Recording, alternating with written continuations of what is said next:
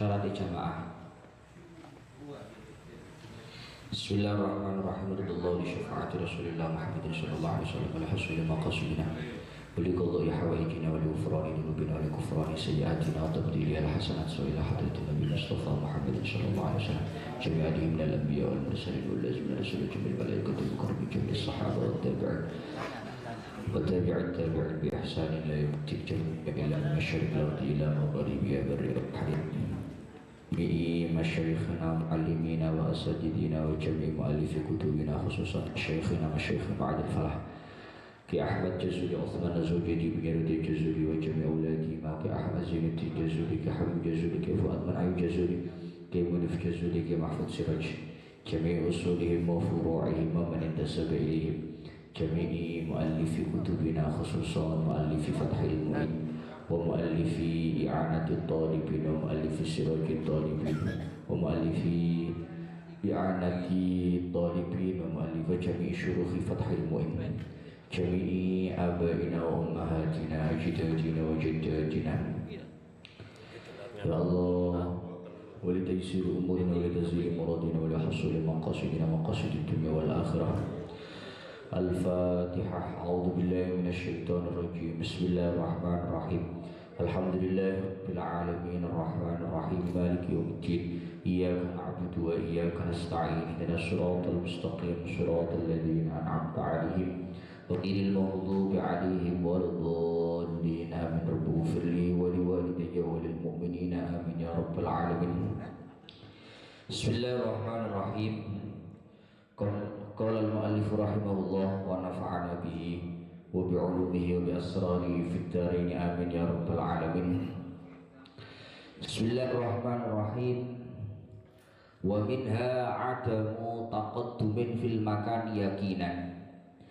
ومنها lan iku setengah saking syurutul jamaah adamu taqaddumin utawi ora anane ndingini fil makani ing dalem panggonan yakinan kelawan yakin ala imamin ing atas imam bi'akibin kelawan nganggo tungkak wa itaqaddamat senajan dadi dingin apa asabiuhu pira-pira drijine makmum amma syakku anapun utawi mamang fit taqaddumi ing dalem dingini iku falayu asiru mongko ora nglabeti apa asyak fit taqaddum wala yaduru lan ora melarati apa musawatuhu oleh madani makmum ing imam.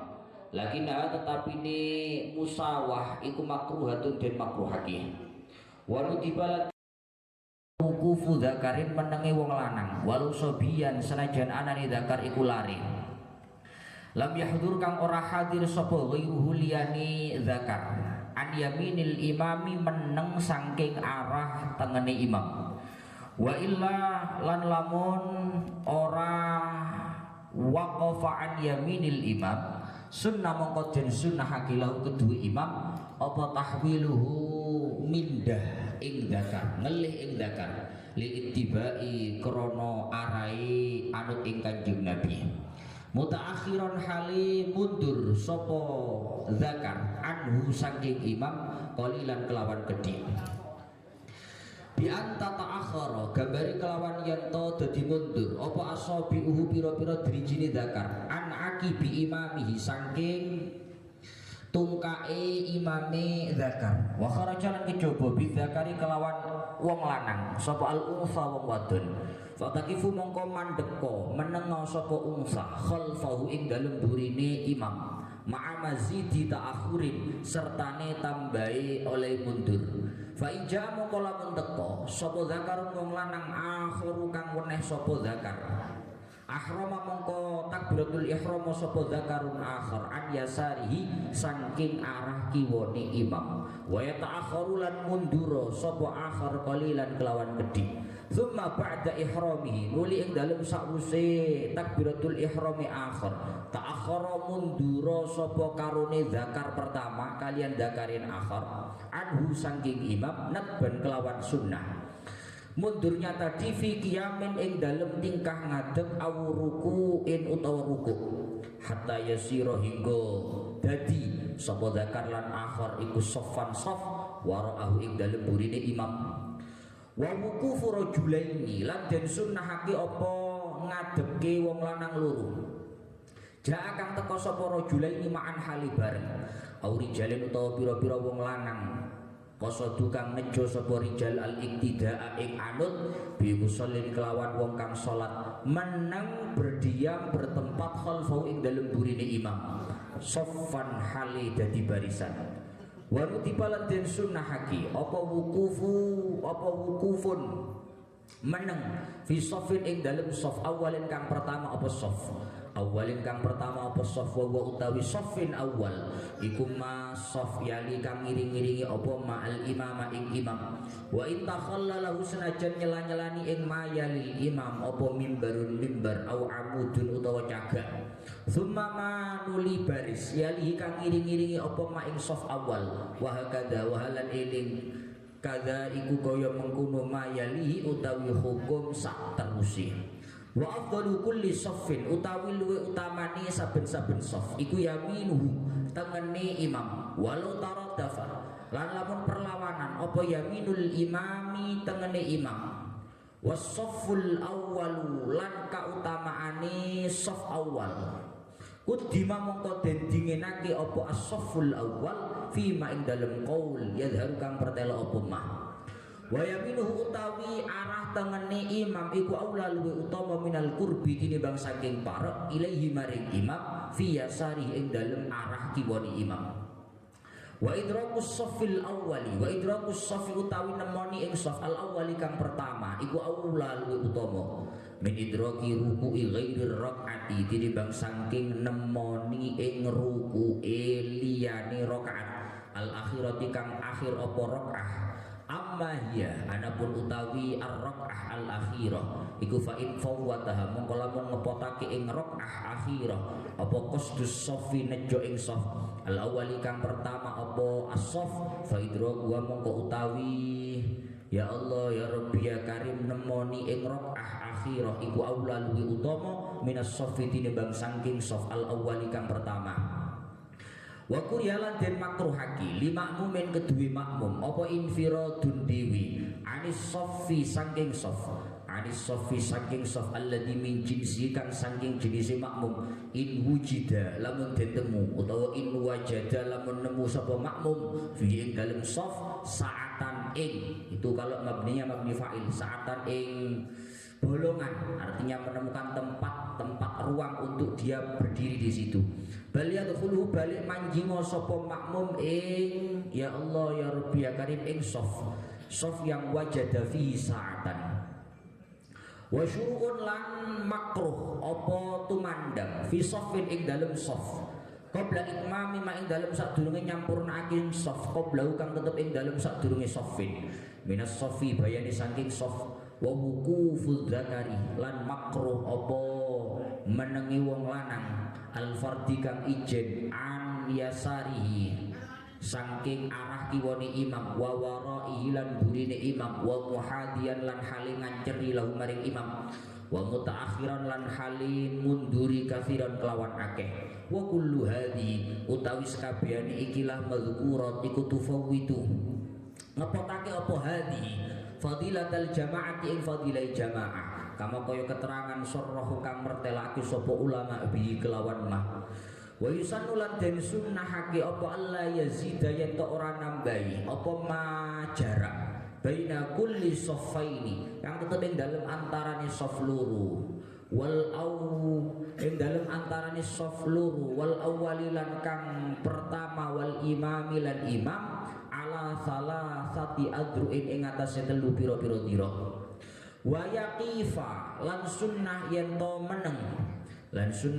meneng khalfal imami ing dalem burine imam sapa rijalu wong lanang summa sibyanu nuli pira-pira lari summa nisa nuli pira-pira wong wadon wala yu akhir lan ora mundur wala yu akhira lan ora sunah mundur sapa sibyanu pira-pira lari lil balighina krana are pira-pira wong balik littihadi jinsihim krana tunggali jenis asybyan al balighin wa min alaniku setengah saking syurutul jamaah ilmun utawi pengaweruh binti qali imamin kelawan pindai imam biru yatin kelawan ningali lahu maring imam auli ba'di soffin utawa ningali maring setengah sof, au sama'in utawa kelawan krungu li sauti maring suarane imam, au sauti muballighin utawa krungu maring suarane muballigh, sikotin kang sikoh kang kena den percaya sapa muballigh.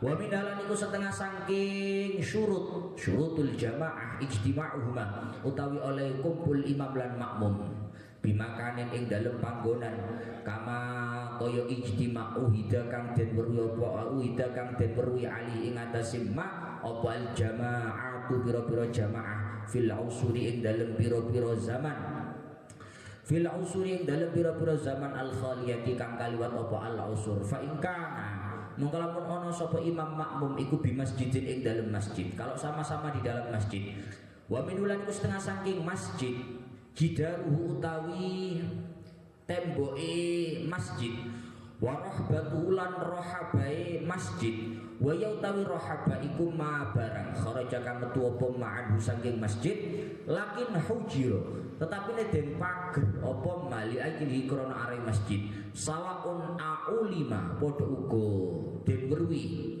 apa waqfiyatuha oleh den waqafake rohabah masjidan ing dadi masjid au juhila utawa kinabudun apa amruha perkara rohabah amalan krana ngamalake bidzahiri kelawan zahir wa utawi al-zahir iku at-tahwidu oleh den planggeri rohabah lakin malam witayaqqan tetapi ini selagine ora den yakini apa huduha anyare rohabah ba'dahu ing dalam sause masjid wa anna halan ora den yakini sak temene rohabah iku ghairu masjidin liyane masjid la harimuhu ora sengkerane masjid tidak termasuk masjid adalah harimul masjid wa utawi harimuhu iku maudhiun panggonan ittasala kang ketemu bi kelawan masjid ittasala kang ketemu apa maudhi bi kelawan masjid wa huyi alan den cawisake apa maudhi li maslahati krana maslahati masjid kan siba bimain kaya ngesokake ing banyu wawat ini alin lan nyelehake ing pira-pira sandal jawabe wau jawabe fa in kana sahha mongko sah apa al iktidau anut wa in zadat senajan nambahi apa al masafatu jarak bainauma ing dalem antarané imam makmum ala salasi mi'ati dhira'in ing atase 300 dhira' aw ikhtalafat utawa dadi beda apa al abniyatu pira-pira bangunan bi khilafi man kelawan bedane wong bibinain kang tetep ing dalem bangunan fihi kang tetep ing dalem masjid tapi layan fudhu kang ora tembus apa babu lawangi bina ilahi maring masjid gambarannya bi ansumiro gambare kelawan yen den paku apa babu au kana utawa ana sapa man iku subhan ing dalem loteng lamar kok kang ora ana ondo iku lahu kedue subhan minhu saking masjid fala tasihu mongko ora sah apa al qudwatu jamaah idza ijtima'a krana ora ana kumpul iku maujud khina idzin nalikane ya Allah ya Rabbi ya Karim kana subhan la marqalahu minhu kamalau waqafa hale ngumpamani oleh ngwaqafake ya Allah ya Rabbi ya Karim sapa man wong kamalau waqafa hale ngumpamani oleh mandek ngoten sapa man wong waro asyubagin kang tetep ing dalem burine cendela ruji bijidaril masjid kang tetep ing dalem temboke masjid wala yasilulan ora bisa tumeka sapa man ilaihi maring masjid illa bizwirarin angin wala yasilulan ora bisa tumeka sapa man ilaihi maring imam illa bizwirarin angin kelawan menggok-menggok awin aitofin tegese menggok biayan harifa gambare kelawan yen to mengo sapa man kurbani makmum an jihadil kiblati saking arai kiblat lau arada lamun ngarepake sapa man ad-dukhula ing manjing ilal imami maring imam walau kana ahaduhuma fihi niki lek diterusno oh jam 09.00 wis jam 10 kurang titik pun sak mangke ya Allah ya Rabbi ya Karim wa minha adamu taqaddumin fil makani yakinan ala imamin bi akibin sak mangke melanjutkan masalah syarat-syaratnya jamaah. Jamaah itu dihukumi sah jika memang beberapa syarat dari jamaah itu terpenuhi. Kemarin sudah disebutkan beberapa syaratnya. Di antaranya supaya jadi jamaah maka disyaratkan harus ada niatul iktida, harus ada niat untuk mengikuti, niat untuk berjamaah. Supaya jamaahnya sah disyaratkan harus ada niatul iktida, niat untuk mengikuti, niat untuk berjamaah. Kalau ini sampun samangkin. Syarat jamaah selanjutnya adalah ada mutaqaddumin fil makani yakinan ala imamin. Supaya jamaah itu dianggap sah, maka bagi seorang makmum tidak diperbolehkan posisinya, tempatnya itu lebih maju daripada imam. Supaya jamaah itu dihukumi sah, maka makmum tidak diperkenankan posisinya, tempatnya lebih maju daripada imam. Lah yang dijadikan tolak ukur ini apa? Biakibin. Yang dijadikan tolak ukur apakah makmum itu posisinya di belakang ataupun di depan ataupun sejajar dengan imam, itu yang dijadikan tolak ukur adalah akib. Akib niku tungkak, napa bahasa Indonesia? Tumit. Jadi selama tumitnya tidak lebih maju, tumitnya makmum tidak lebih maju dari tumitnya imam, maka jamaahnya masih sah. Selama tumitnya makmum tidak lebih maju dari tumitnya imam, maka jamaahnya masih sah. Wa in taqaddamat asabi'uhu, sekalipun jari jemarinya makmum itu lebih maju daripada jari jemarinya imam. Nyuwun sewu, misalnya imamnya sikile cilik. Misalnya imamnya sikile cilik, ukurannya 38 cm, 38 nomor sandalnya. Makmume sandale 44. Nah, ini kan waduh. Akhirnya pada saat sholat itu karena mungkin tempatnya mbo sempit mbo piye, akhirnya sholatnya sejajar. Wah, aku ngaji Fathul Mu'in pokok tumitnya tidak lebih maju. Akhirnya tumitnya disejajarkan. Begitu tumitnya disejajarkan, posisi jarinya makmum lebih maju daripada jarinya imam. Maka gimana? Jamaahnya tetap sah. Meskipun jari jemarinya itu jauh lebih maju, karena yang dijadikan tolak ukur itu bukan jari jemari tapi tumit daripada makmum dan tumitnya imam. Jadi ya prakteknya ngoten niku wau sikil gede cilik niku Mas ya. Amma syakku fit taqaddum fala yu'athir. Tapi kalau seseorang itu mengalami keraguan terkait masalah lebih maju atau tidak. Jadi ada orang sholat misalkan, kemudian dia ragu-ragu. Aku kira-kira posisiku sejajar atau lebih maju ya dari imam. Fala yu'athir. Maka keraguan itu sama sekali tidak berpengaruh terhadap kesahan sholat. Karena yang mempengaruhi itu kalau betul-betul yakin dia lebih maju daripada imam, itu baru batal jamaahnya, batal sholatnya. Wala yadurru musawatuhu lakinnaha makruhatun. Yang nggak boleh itu mendahului, lebih maju itu nggak boleh. Tapi kalau sejajar, wala yadurru musawatuhu. Bagaimana kalau makmum itu dengan imam sejajar? Tentu dengan tolak ukur tumit itu tadi. Apakah boleh? Boleh. Apakah sah jamaahnya? Sah, tapi lakinnaha makruha. Tapi sejajarnya makmum dengan imam yaitu tumitnya, itu hukumnya adalah makruh. Ya tetap sah jamaahnya, tapi makruh. Yang enggak sah itu kalau tumitnya makmum itu lebih maju daripada tumitnya imam. Walau tiba wukufu dzakarin walau sabiyan lam yahdhur ghairuhu an yaminil imam wa illa sunna lahu tahwiluhu lil ittiba'.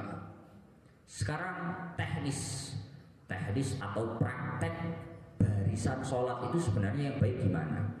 Ini boleh yuk macam-macam. Ono wong sembayang imam situ, makmum situ, ono senang kanan, ono senang kiri, ono senang buri, macam-macam. Ini praktek yang baik. Ini enggak keharusan sebenarnya, bukan keharusan, bukan kewajiban. Tapi ini tata cara yang baik yang sesuai dengan sunnahnya Kanjeng Nabi. Pertama, nudiba wukufu dzakarin lam yahdhur ghairuhu an yaminil imam. Disunnahkan bagi seorang makmum laki-laki manakala tidak ada makmum yang lain. Lek makmum lanang kok situ tok satu saja, ada makmum satu orang, cuma satu orang laki-laki, tidak ada yang lain, maka makmum satu laki-laki itu disunnahkan berdiri atau berposisi bertempat di sebelah kanannya imam. Jadi posisi imam itu memiliki berarti di sebelah kanannya sini, di sebelah kanannya imam. Itu anjurannya seperti itu. Wa illa sunnalahu tahwilu lil ittiba. Kalau sampai ada satu makmum, satu imam, kok makmumnya satu laki-laki itu tidak di posisi kanan, misalkan di belakangnya atau misal di sebelah kirinya, maka bagi imam sunnah untuk memindah orang itu ke sebelah kanan. Cengkewing, gue bicara nanti. Tapi ya tentu itu dengan catatan tidak dengan tindakan-tindakan yang membatalkan sholat. Alasannya nopo? Kok imam makmum itu kalau satu orang laki-laki itu posisinya di kanannya imam. Pun begitu kalau tidak di posisi kanannya imam, di belakangnya atau di kirinya, bagi imam itu memindahkan, sunnah memindahkan orang itu. Itu semuanya karena mengikuti apa yang dilakukan oleh Kanjeng Nabi. Karena itu mengikuti apa yang dilakukan oleh Kanjeng Nabi. Begini lebih tinggi anak itu dipundawakan ya. Wa dzalika ma rawahu Syaikhani 'an Ibnu Abbas radhiyallahu anhuma wa ardahuma. Qala bittu 'inda khalati Maimunah faqama an-nabiy sallallahu alaihi wasallam yusalli minal lail faqumtu an yasari fa akhadha bi ra'si fa hawwalani an yamini. Wonten setunggal riwayat gini ku riwayate Al-Imam Abdullah bin Abbas nanti dawuhaken, saya itu pernah bermalam di tempatnya Sayyidah Maimunah. Ketika saya bermalam di situ, faqaman nabiyyu, Kanjeng Nabi di waktu malam beliau melaksanakan sholat. Ketika Kanjeng Nabi melakukan sholat di waktu malam, faqumtu an yasari, kata Abdullah bin Abbas, ketika saya melihat Nabi sedang melakukan sholat di waktu malam, saya ikut. Oh melok aku akhirnya. Saya ikut bermakmum sholat malamnya Nabi. Dan ketika saya bermakmum, saya berdiri di sebelah kirinya Nabi. Ini Abdullah bin Abbas. Ketika saya berdiri di sebelah kirinya Nabi, fa'akhadha bi ra'si. Ketika Nabi mengetahui Abdullah bin Abbas bermakmum di sebelah kirinya Nabi, maka oleh Kanjeng Nabi kepalanya, sirai Abdullah bin Abbas itu langsung dipegang, fahawwalani an yamini, dipegang kemudian diarahkan, dipindahkan ke sebelah kanannya. Itu menjadi hadis yang menjadi pijakan disunnahkannya makmum satu laki-laki untuk berdiam di sebelah kanan, dan sunnahnya seorang imam memindahkan makmum yang berdiri di sebelah kiri atau di sebelah belakang. Pokoknya kalau ada makmum tidak di sebelah kanan, sunnah bagi imam untuk memindahkannya. Dari situ ada satu pelajaran yang diambil dari kitab I'anah niku. Wa yukhadhu minhu annahu law fa'ala ahadun minal muqtadina khilafas sunnah ustuhibba lil imam irsyadu ilaiha biyadi aw ghairiha in wafaqa minhu bil imtithal. Dari hadis Nabi ini kita bisa dapat satu pelajaran. Apa pelajarannya? Kita kalau misalkan jadi imam, ada salah satu dari makmum kita melakukan satu perilaku yang tidak sesuai dengan sunnahnya Nabi. Kok misalnya waktu jadi imam, kok ada salah satu dari makmum kita itu melakukan satu tindakan yang tidak sesuai sunnahnya Kanjeng Nabi, maka bagi seorang imam disunnahkan untuk irsyad, untuk memberikan petunjuk, untuk mengingatkan orang itu, entah dengan tangannya, entah dengan isyarahnya, entah dengan apanya, pokok diingatkan. Hal ini in wasaqopin hubil insan, jika memang imam merasa percaya diri, imam yakin, imam punya harapan besar bahwa makmum yang diingatkan itu akan menuruti perintahnya. Kok saja aneh dicengkewing mongon nganan kok gak gelem, kok saya cengkewing percuma. Hah? Lho nggih. Kok saja aneh gak tak cengkewing mongon pidangan kok gak gelem ngene rupane, gak usah diterusno. Cukup. Gak perlu kira-kira ngene-ngene, gak perlu. Gak dadi sembahyang mungkin aja. Jadi kesunahan bagi seorang imam untuk mengingatkan, memberikan petunjuk, mengarahkan makmum yang melakukan perilaku yang tidak sesuai sunnah, itu ketika makmumnya ada harapan besar dia akan mentaati apa yang diarahkan oleh imam. Kalau tidak, gak usah. Wong angel dituturi, ra kena ora perlu. Lho nggih, nuturi niku wong sing kena dituturi. Bapaknya ngoten. Pokoknya fakir ini mesti ngatain, nuturi ini wong sing kena dituturi. Ada harapan dia taat dengan arahan yang kita berikan. Lah sekiranya rangan nek wis ora perlu dituturi. Wis babak-babak ngono wangket. Wangket iki jarene mawon. Alhamdulillah. Kemudian fa inja ayat mutaakhiran anhu qalilan bi an tataakhara asabihu an aqibi imamihi.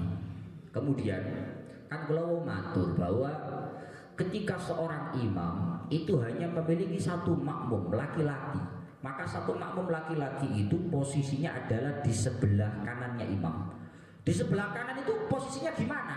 Apakah posisinya itu satu sajadah di belakang imam? Faham maksudnya satu sajadah? Jadi koyok normal makmum ngoten, ataukah agak mepet dengan imam? Maka dikatakan di sini kalau makmumnya hanya satu, di sebelah kanan mutaakhir anhu qalilan, hanya mundur sedikit dari posisinya imam. Jangan terlalu jauh, jangan seperti satu soft, jangan. Cukup di sebelah kanannya imam, mundur sedikit dari tumitnya imam. Biasa lek wong-wong niku pokok pucuk driji sikile niku mburine tumite imam, niku pun sae. Pokok sekiranya ora terlalu adoh, tapi yo ora jejer, ngoten. Jadi sekira dia itu sudah dianggap mundur sedikit dari posisinya imam. Itu caranya begitu. Wa kharaja bidzakar al-unsa wa kharaja bidzakar al-unsa fataqifu khalfahu ma'a mazidi ta'akhurin. Karena yang dibahas tata cara itu tadi adalah untuk makmum laki-laki satu, maka mengecualikan makmum perempuan. Kalau ada satu imam, ada satu makmum perempuan, maka posisinya satu makmum perempuan itu tidak sama dengan satu makmum laki-laki. Orang nang kanan ini burini titik ngoten-ngoten, melainkan perempuan itu berposisi di belakangnya imam agak jauh. Umpama ono sajadah niku lek iso yo sajadah setengah atau orang sajadah. Tidak satu sajadah. Jadi bukan di belakangnya itu bukan, tapi di belakangnya ma'amazidi ta'akhurin, sedikit lebih mundur dari normalnya soft, sedikit lebih mundur. Itu kalau kasusnya satu imam, satu makmum perempuan. Fa'ija dzakarun akhar ahrama an yasarihi wa yata'akharu qalilan. Ketika sudah terpraktek ada satu imam, ada satu makmum laki-laki, satu makmum laki-lakinya itu di sebelah kanan. Kemudian datang lagi satu makmum laki-laki lain. Ono mana wong lanang teko mau bermakmum ke ini. Maka gimana?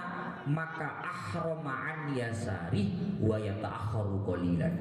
Maka satu laki-laki yang baru datang yang hendak bermakmum ini, dia menempat di sebelah kirinya imam, mundur sedikit. Ya podo habis nang kanan nih lho.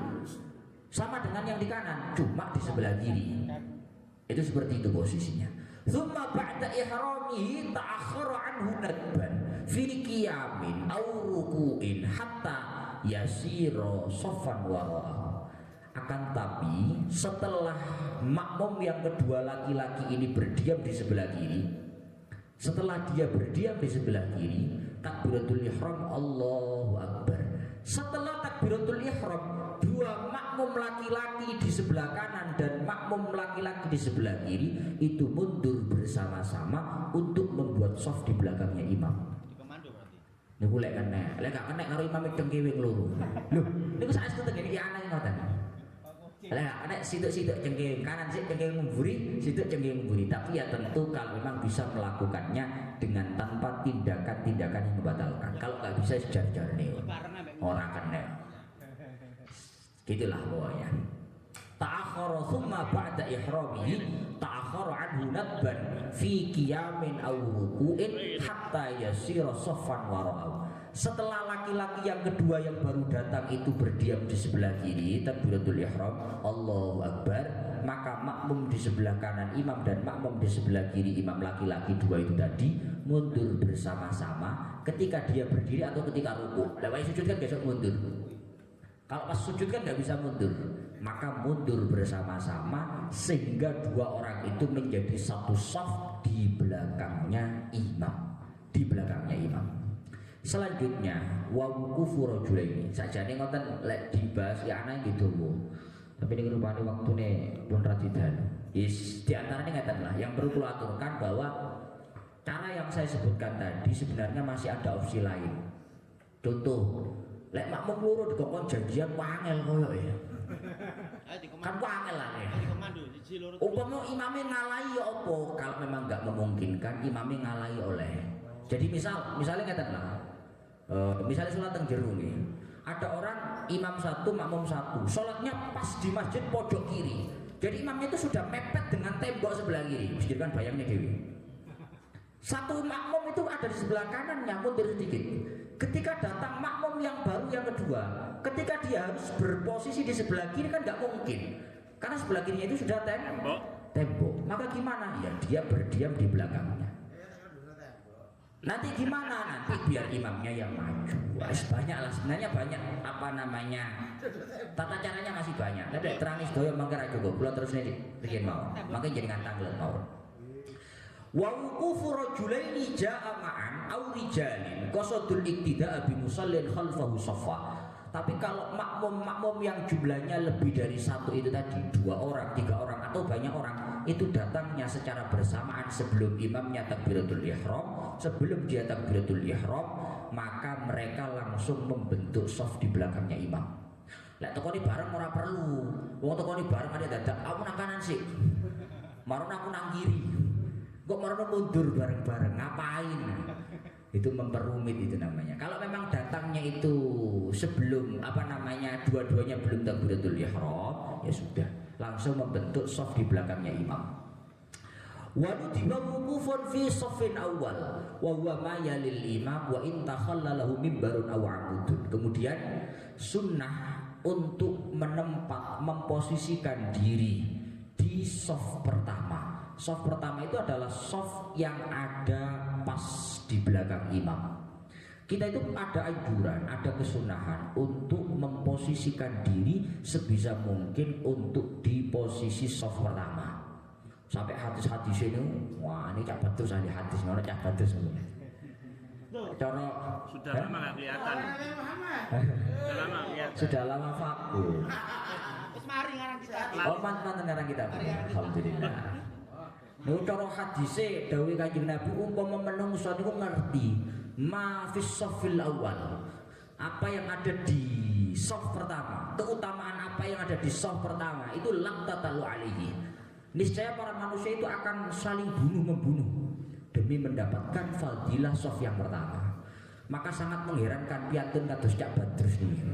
Sing ngerti hadis kok ora royokan shaf pertama niku lho heran kula. Hah? Lah nggih, wong masjid-masjid bubuhan kok shaf pertama.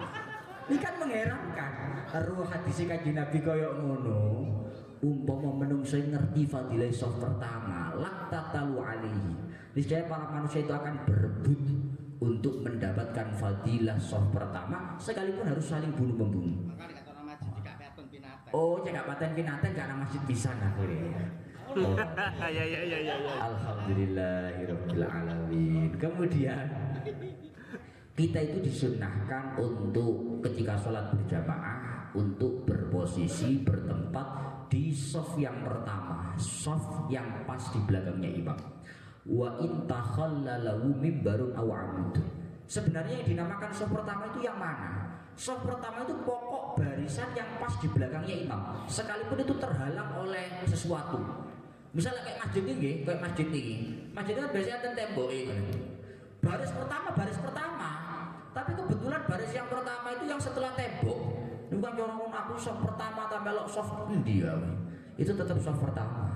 Jadi sekalipun terhalang oleh cagak, oleh tiang, oleh tembok, oleh apapun, selama kita ada di baris pertama pas di belakang imam, sekalipun kita terhalang oleh apapun, cagak atau apapun, itu masuknya tetap pada shaf pertama.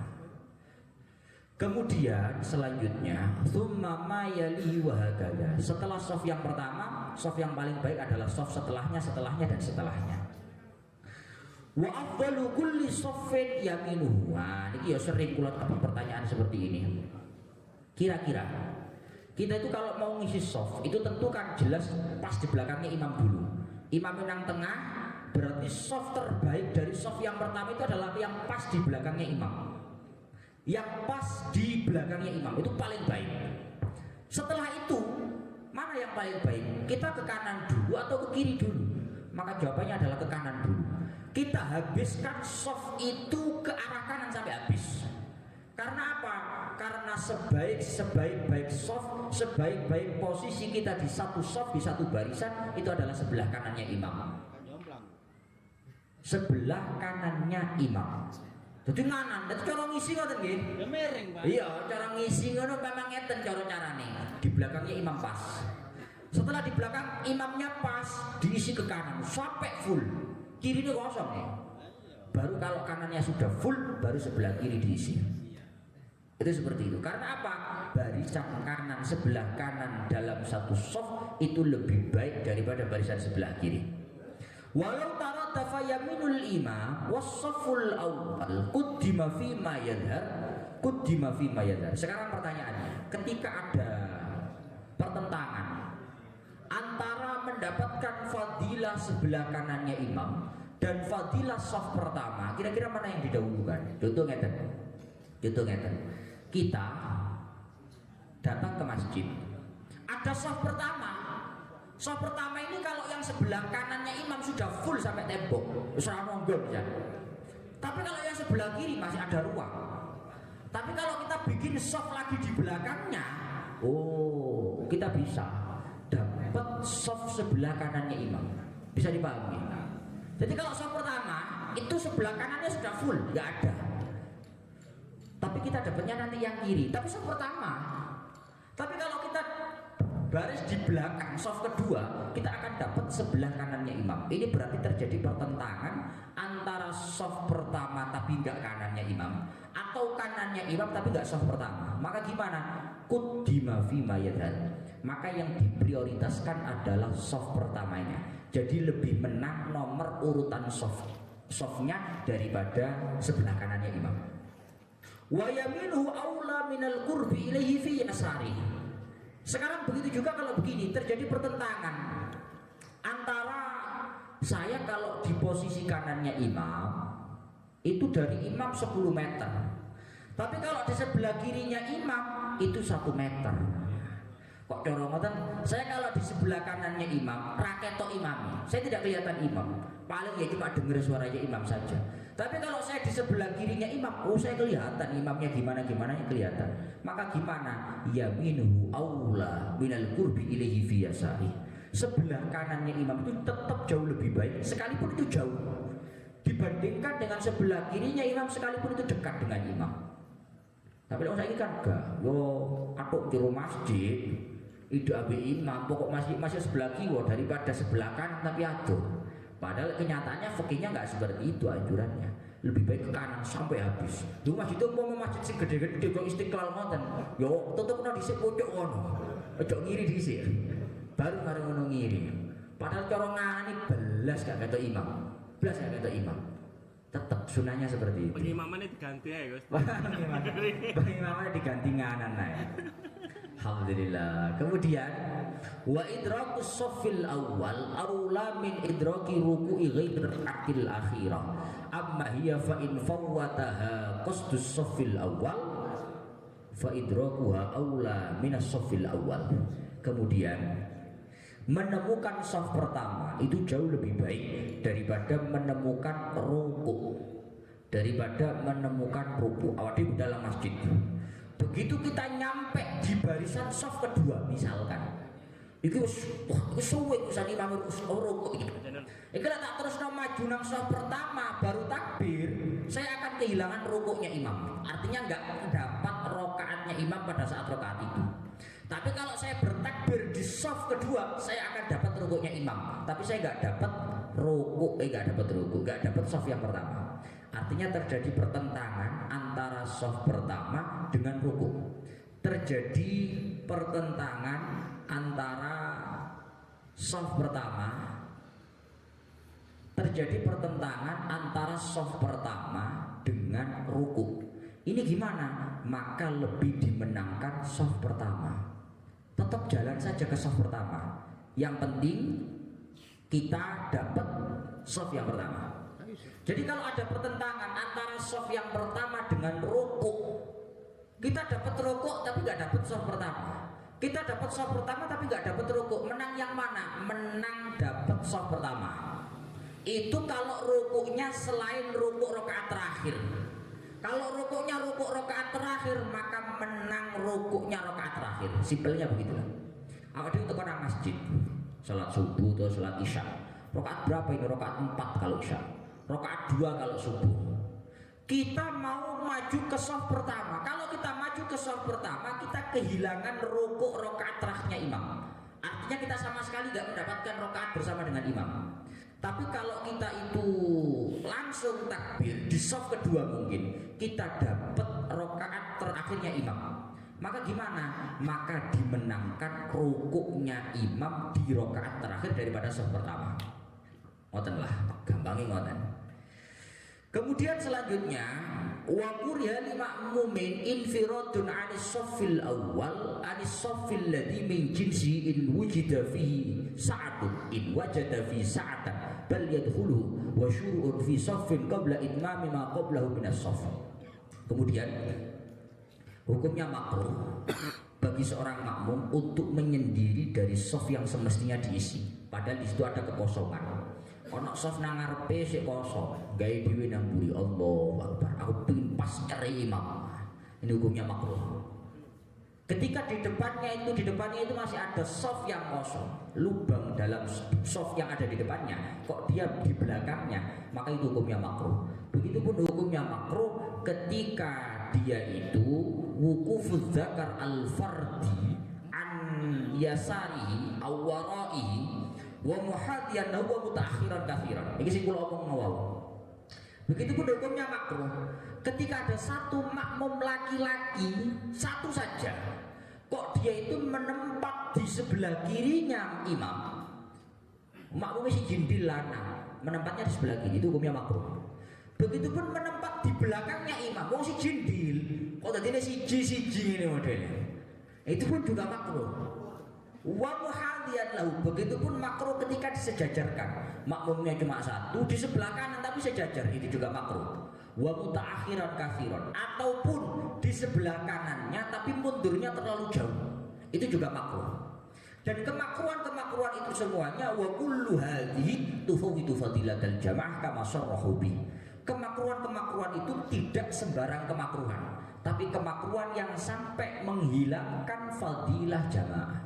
Jadi sekalipun secara kasat mata itu jamaah, hakikat fadilah jamaah tidak didapatkan untuk orang-orang yang melakukan kemakruhan karena tidak mentaati aturan shaf.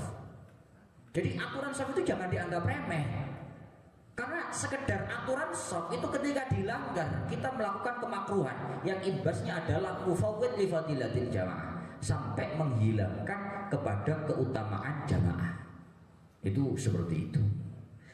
Kemudian wa yusannu alla yazida ma baina kulli shaffain ala thalathati adruin. Kemudian disunnahkan agar jarak antara satu shaf dengan shaf yang lain, kemudian jarak shaf yang pertama dengan imam itu jangan sampai lebih dari 3 dhira'.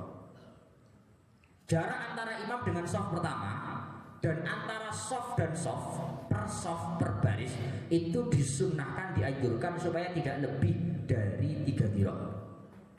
3 dhira' itu pinten? 1 dhira' itu kira-kira 48 cm. Anggap sajalah setengah meter. Berarti kalau 3 dhira' kira-kira 1,5 meter. Jarak antara imam dengan shaf pertama jangan sampai lebih dari 1,5 meter. Jarak antara shaf dengan shaf jangan sampai lebih dari 1,5 meter. Kalau sampai lebih berarti terjadi kemakruhan karena melanggar aturan shaf. Biasanya lek shaf ngoten niki pinten meter saja dari normal. Sing takbir masjid biasanya normal saja dari pinten meter. 1 meter. 1 meter lebih. 1 meter atau 1 meter lebih. Normal saja dari pinten. 1 meter lebih nih kowe. 1,5 meter. Pokoknya itu mbak sajadah, ojo sampai lebih tuh 1,5 meter. Nggih, bener enak ombo, tapi makruh, ngoten maksudnya. Yo lek gawe enak-enakan ngono enak ombo kadesan. Gak ketatap ambek bokonge ngarepe. Sikile gak ketatap karo sirahe sinang burine, tapi itu dapat kemakruhan nanti. Dan kemakruhan itu enggak sembarang kemakruhan, nanti ada imbasnya. Mungkin lek masalah niki saya teratasi mungkin nih. Untuk antara shaf dengan shaf selanjutnya itu teratasi. Biasanya yang sering berjauhan itu imam dengan shaf pertama. Jadi nanti kali biasa imam-imam itu tenggine pengimaman nih, biasa sajadahnya rada maju. Padahal jarak sajadahnya makmum saja dengan keramik pengimaman niku pun 1,5 meter. Ngono sik sajadah imam gede rada maju. Nah itu itu akhirnya apa namanya, jarak antara imam dengan makmum itu lebih dari 1,5 meter. Makanya orang usah tidak maju-maju bisa jadi gede, ora usah. Mau bisa jadi gede ora apa-apa, tapi muncul mawon, muncul ke belakang. Sama imam dengan makmum shaf pertama, dengan makmum yang lain itu jaraknya harus sama. Tidak diperkenankan lebih dari 1,5 meter. Enggak diperkenankan moten, maksudnya dimakruhkan. Baiknya enggak begitu. Kemudian wa yaqifu khalfal imami ar-rijal thumma as-sibyan thumma an-nisa wa la yu'akhiru as-sibyan al-balighin li jinsi. Kemudian ya Allah, disunnahkan dalam aturan penataan shaf itu sebenarnya shaf pertama itu untuk laki-laki.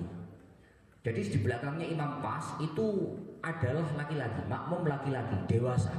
Pun selesaikan makmum laki-laki dewasa. Setelah selesai anak kecil-kecil. Setelah anak kecil-kecil di belakangnya baru barisan atau shaf perempuan. Itu aturannya seperti itu. Kalau aturannya dilanggar, ini berbicara realitas saja. Orang kok perlu pembelaan.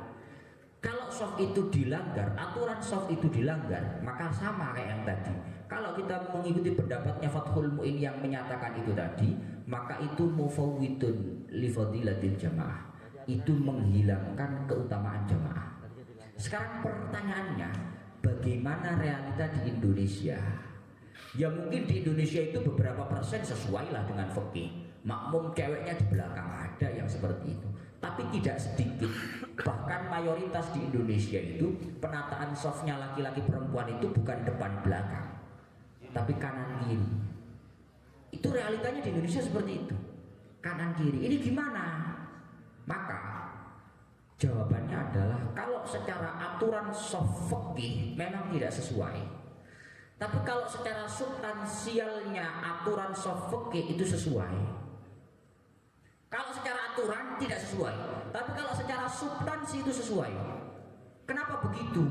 Sebenarnya shaf perempuan itu diletakkan di belakang itu agar tidak terjadi hal-hal yang tidak diinginkan. Bahasa gampangnya ngoten. Agar tidak terjadi hal-hal yang tidak diinginkan. Misal saling melihat, misal melihat auratnya perempuan dan lain-lain. Itu substansinya yang ingin dicapai sebenarnya seperti itu. Tapi kalau di Indonesia dipraktekkan shaf laki-laki perempuan depan belakang, justru hal itu akan terjadi. Jadi kan bayangin saat ini mau masjid Al-Ikhlas nih, depan belakang, sing mburi wedok, yang depan laki-laki. Jadi setelah pintu pas ini perempuan, separuh depannya laki-laki. Bayangkan, lalu Indonesia gak kabeh teko dhisik sing lanang. Hah? Begitu yang cowok datang 10, yang cewek sudah datang di belakang. Gawe ruku, Pak. Matur wudu gawe ruku, masang-masang nopo iki jenenge? Masang-masang nopo. Makmum laki-laki baru datang, masuknya lewat mana? Ya pintu sini, nggak ada lagi pintunya. Maka ketika dia lewat justru akan terjadi hal-hal yang tidak diinginkan itu tadi. Yang itu sebenarnya substansi daripada shaf perempuan itu diletakkan di belakang. Maka duga yo nopo ceritane nang Indonesia iki biyen yo apa karo. Kok moro-moro shafe kok kanan kiri. Itu sebenarnya secara aturan fikih nggak sesuai. Yo kita akui saja itu nggak sesuai. Karena memang hadisnya itu setelah imam yo laki-laki, setelah laki-laki anak kecil baru kemudian perempuan.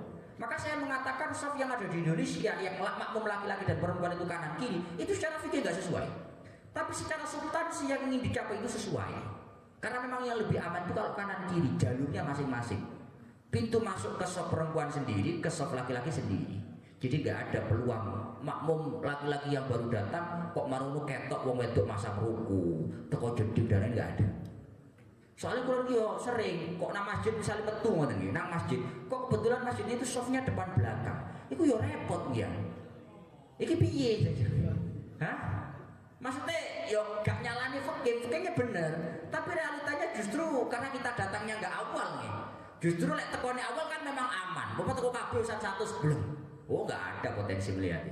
Lah masalah ini gak kono ya. Teko niku rakaat nomor 2. Rakaat nomor 3. Lek gak ngono tahiyat akhir. Waduh, ya siji maneh urusane. Nah, maka dari itu kula matur dumateng panjenengan, kalau ada orang tanya sebenarnya aturan shaf itu gimana, maka kita harus jawab tegas seperti yang ada di fikih sesuai.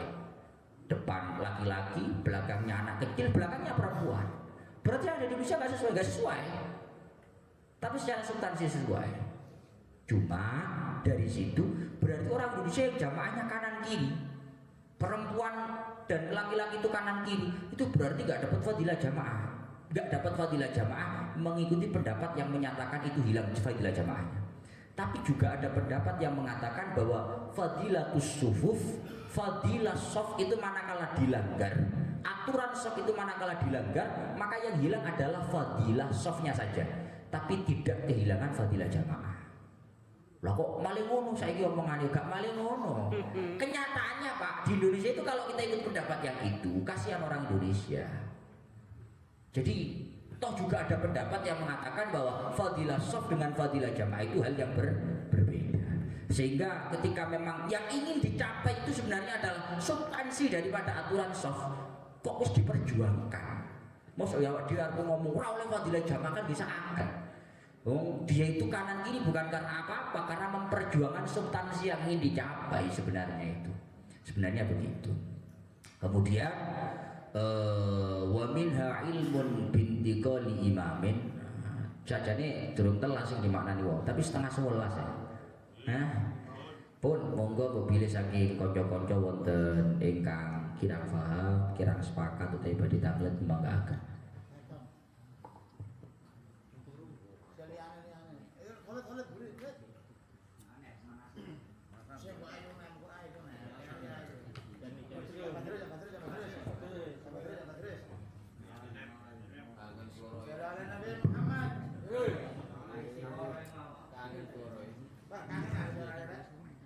Assalamualaikum warahmatullahi wabarakatuh. Bab jamaah ini adalah suatu bab yang sangat menarik sekali. Karena saya tidak pernah melakukannya. Jadi begini, ini realita gitu, realita yang kemarin saya alami sendiri ketika yang kemarin itu ya. Sedangkan di sini itu, di sini ada bab kalau misalnya imam itu sampai melebihi tempat berdirinya imam, jadi makmum dari tungkaknya itu kan nggak sah. Ngerti nih? Nah, realitanya begini, realitanya ketika di Mekah, terutama di Masjidil Haram, itu posisi imamnya itu di belakang, Pak. Jadi yang di sekitar Ka'bah itu nggak ada imamnya. Imamnya itu ada di masjid dan itu belakang. Ngerti? Lah untuk jamaah Indonesia itu kan ketika intikal rata-rata bab wudhu saja. Wudhunya ketika tawaf itu yang sering diulang-ulang bahwa kalau bersenggolan akhirnya dengan ajnabiyah itu batal. Lah bab posisi imam ini nggak pernah, hampir tidak pernah dibahas. Gitu saya apa itu karena saya nggak tahu gitu ya. Tapi setelah gitu saya ketika haji selama di Mekah itu nggak pernah imam di depan, itu nggak pernah. Di dekatnya Ka'bah nggak pernah, selalu di belakang di masjid itu. Jadi yang di depan itu makmum semua. Jadi kalau becak sing nyetir ning mburi. Lah, iya, ngoten. Dan ketika di Madinah itu juga sebagian yang di beberapa hotel-hotel itu ya, yang ketika sholatnya di pelataran itu posisinya di depannya imam, bukan di belakangnya imam, di depannya. Di Madinah itu bisa seperti itu. Nah, yang saya tanyakan begini, ketika jamaah jamaah Indonesia menghadapi realita seperti ini, apa yang seharusnya kita lakukan? Padahal memang faktanya imam kalau di Masjidil Haram, terutama di musim haji, itu imamnya selalu di belakang, nggak pernah di depan. Ngerti? Terima kasih.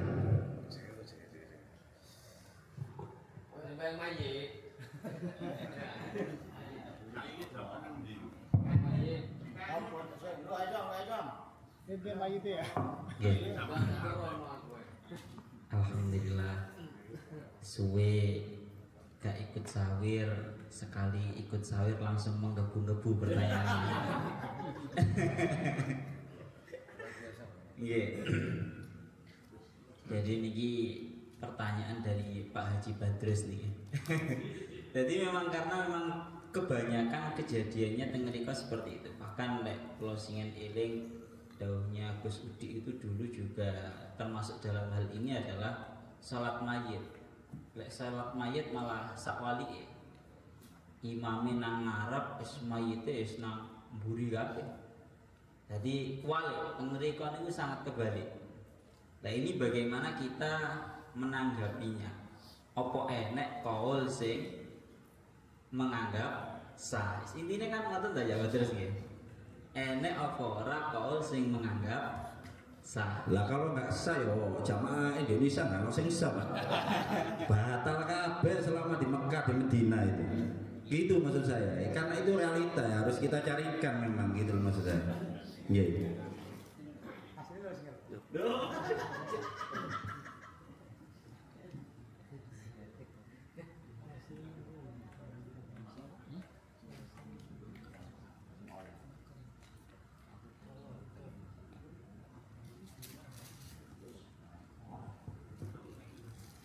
Yeah. Memang kalau mencari yang namanya solusi, yes, kama huwa maklum ya, Jawa terus ya. Lek ditugolek iya ya mesti ono ae. Kan seperti itu. Saderenge kita membahas yang tentang kitab mau. Sebelum yang di kitab, kula badhe menceritakan salah setunggal ulama yang sekarang masih hidup dan termasuk daripada Ahlus Sunnah wal Jamaah. Niki mboten Mekah, mboten Madinah, yang dalam tanda kutip bisa dianggap kelompok sebelah lah ya, bahasa halusnya. Kita kula ingin menyampaikan pendapatnya Habib Umar tentang dalam babakan masalah jamaah ini. Kita semua tahu bahwa beliau adalah ulama Sunni Ahlus Sunnah wal Jamaah. Niki kula diciriasi Mas Tufel cacak kula. Lah niku bojone Mas Tufel niki termasuk daripada alumni Darul Zahra mriki. Dan posisi pondok putrine Habib Umar itu berada di depannya pondok putra. Jadi gampangane ngomong iki masjid ngeten nggih. Iki pondok putrae. Pondok putri ini nang ngajeni mriki kok. Lah ketika ingin melakukan yang namanya berjamaah, tetap komandonya Habib Umar tetap pondok putri berjamaah dengan pondok putra, yang mana penghubungannya adalah kadang lewat radio, kadang cuma lewat yang namanya napa iki jenenge layar. Nah Bapak ini lewat proyektor. Dan itu adalah fatwa yang benar-benar bahasanya kalau boten berani mengatakan ini fatwa. Yang jelas ini adalah amaliyah yang terjadi di sana. Niki sanes kelompok sebelah nih. Ini Ahlus Sunnah wal Jamaah nih. Makanya ketika hal yang seperti ini dibahas, ini ulama-ulama tengerika ini sampai dawuh, aku gak melok-melok, bahasa kasarannya ngomong aja. Para ulama-ulama yang kamu tentang Hadramaut tentang Muriko, aku gak melok-melok tentang fatwa yang beliau fatwakan itu untuk para murid-muridnya. Niku bahas masalah ulama Ahlus Sunnah wal Jamaah yang kita semua sudah tahu dalam tanda kutip beliau itu ulama Ahlus Sunnah wal Jamaah. Satu nih. Kemudian ya kan, kalau tentang kitab ini mulai kitab nih. Coba terus selama berapa bulan ini vakum nih? Kata bulan. Kalau khawatir beliau niku beberapa bulan gak masuk ini gara-gara ngarang kitab kata saya. Kata saya beliau ini ngarang kitab kata saya beliau. Mulanya siap kabeh Zan. Kau sing ngono-ngono ki siap kabeh Zan. Iya sih karena kita kol-kol ngono iki. Sajane kaule pun wonten niku. Kaule pun wonten kata saya. Cara karangan wis kaul nyeleneh tok pokoke. Tengene iki ngendikaken pertama kalau di dalam kitab Muhnil Muhtaji. Kula wasaken teng mriki dingendikaken amma idza teng kitab Muhmil Muhtaj teng mriki dingendikaken amma idza shallau fil masjidil haram fal mustahab ayyakifa al imamu khalfal maqam wa yakifu mustadirina bil ka'bah bihaitsu yakunu al imamu aqraba ilal ka'bati minhum. Pun terus marang pertama ini yang perlu jelaskan, biasanya orang awam itu juga jangankan dengan model yang diterangkan oleh Cak Badrus wow, imamnya nang jero masjid sedangkan ini makmumnya nang di depan. Kadang juga orang awam itu masih bingung. Katanya yang namanya imam itu harus berada di posisi paling depan kan seperti itu. Sedangkan kalau di Ka'bah itu dianggap itu kan muter, makmumnya itu muter. Apakah itu tidak dianggap berada posisinya di depannya imam? Maka sudah terjawab di dalam kitab niki dan kitab Muhmil Muhtaj bahwa memang kalau modelnya muter seperti ini itu tidak dianggap mendahului imam. Kenapa tidak dianggap mendahului imam? Karena arah kiblatnya sudah berbeda.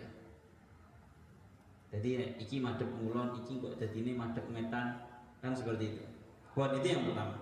Dan kelanjutan ibarat fa in kana ba'dun aqraba ilaiha minhu wa huwa fi jihatil imam fa fi sihhati sholatihi al-qaulani al-jadid butlanuha wal qadim sihhatuha.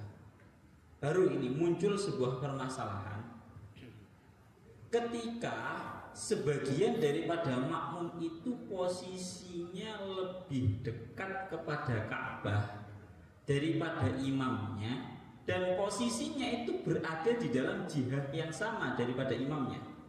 Imamnya ya madhep ngulon, makmumnya ya madhep ngulon. Wau kan sampun kula jelasaken kalau beda jihad krana muter ngeten itu karena beda jihad maka yang muter yang di depannya imam itu enggak dianggap sebagai mendahului karena sudah beda arah kiblat kan seperti itu.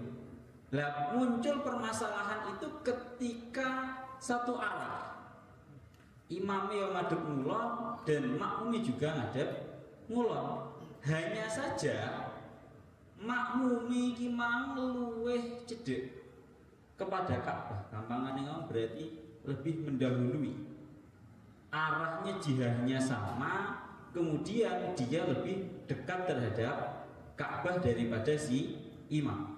Dan ini disebutkan hafisih hati sholatihi al-qaulani. Mengenai keabsahan sholatnya si makmum yang model seperti ini, yang lebih dekat terhadap Ka'bah daripada imamnya, padahal masih satu arah, maka itu dalam sah sholatnya itu ada dua qaul. Menurut qaul jadidnya Imam Syafi'i butlanuha, wi sholatnya batal. Tapi kalau wal qadim, menurut qaul qadim itu dikatakan sihhatuha, itu dianggap sah, tapi menurut qaul qadim. Bahkan kalau tentang kitab Al-Fawaqihud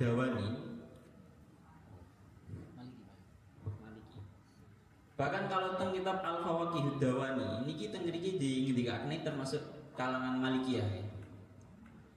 Ngeriki diindikakan ulima mimma qarrarna anna hadza tartib wa qada al-wuquf khalfal imam mustahabun. Kalau baleni malih ya, Cak Badrus kersane krungu tenanan. Ulima mimma qarrarna anna hadza tartib wa qada al-wuqufu khalfal imam. Kalau wang suli malih ben tambah bolong. Wa qada al-wuqufu khalfal imami mustahabun. Berdiri di belakangnya imam itu merupakan sebuah hal yang sifatnya sunnah. Wa khilafuhu makruhun. Dan tidak seperti itu hukumnya hanya sekedar makruh. Cak Badrus saya makruh ae. Cak Badrus kan ngoten saya makruh ae. Sing penting enggak haram titik kadang ya rada-rada iki. Griyane niku teng ngajengi masjid, Gus. Oh ngoten. Nggih. Oh griyane teng ngaji masjid. Lah bae kok jamaah teko ngaji ae. Katase ngoten lagi, Gus. Karepe ngono iki. Katase ngoten, Gus. Repot. Bon, wa mahallu karahati taqaddum 'ala imam wa muhadatu haitsu la darurata. Pun terus ini dari kedua ibarat tadi saya rasa juga sudah cukup bahwa memang dalam permasalahan ini memang termasuk hal yang sifatnya dikhilafkan oleh para ulama. Sebenarnya pembahasan yang seperti ini pun juga bukan hal baru, bahkan akan melebar. Kalau kita ingat di zaman corona singen, itu kan banyak dari kiai-kiai atau rektor-rektor yang menyarankan sholat Jumat Virtual. kan seperti itu ya. Wis sakarepe modele wis lungguh nggo nang ngarep wae gak ngerti wis. Pokoknya dihubungkan entah itu lewat televisi, entah itu lewat live streaming. Sholat Jumat virtual itu kalau masalah dulu yang di zaman Covid itu. Bon, monggo pripun coba terus. Iya, saya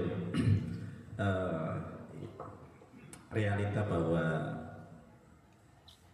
di jamaah haji itu kan gitu, memang dalam manasik ini memang tidak dibahas. Nah, pada kenyataannya banyak jamaah yang tidak mengerti, dianggapnya itu imam memang di depan, paling dekat dengan Ka'bah, ngerti maksud saya.